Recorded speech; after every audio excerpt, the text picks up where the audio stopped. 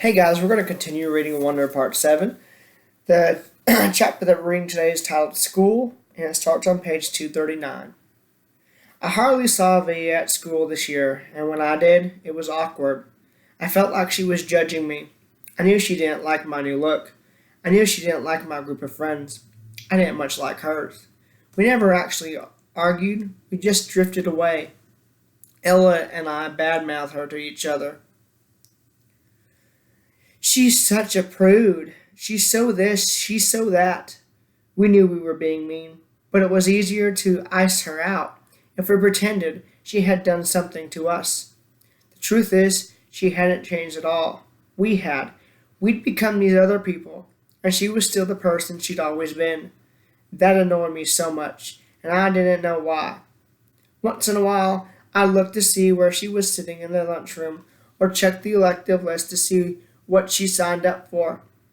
But except for a few nods in the hallway and an occasional hello, we never really spoke to each other. I noticed Justin about halfway through the school year.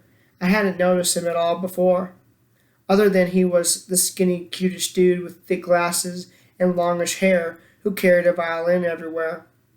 Then one day I saw him in front of the school with his arm around Via.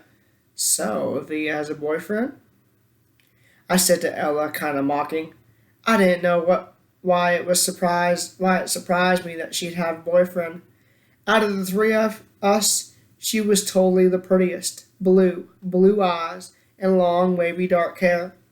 But she just never acted like she was all that interested in boys. She acted like she was too smart for that kind of stuff. I had a boyfriend, too, a guy named Zach. When I told him I was choosing the theater elective, he shook his head and said, "Careful you don't turn into a drama geek." Not the most sympathetic dude in the world, but very cute. Very high up on the totem pole, a varsity jock. I wasn't planning on taking theater at first. Then I saw Via's name on the sign-up sheet and just wrote my name down on the list. I don't even know why. We managed to avoid one another throughout most of the semester, like we didn't even know each other. Then one day, I got to the theater class a little early, and Davenport asked me to run off additional copies of the play he was planning on having us do for the spring production. The Elephant Man. I'd heard about it, but I didn't really know what it was about.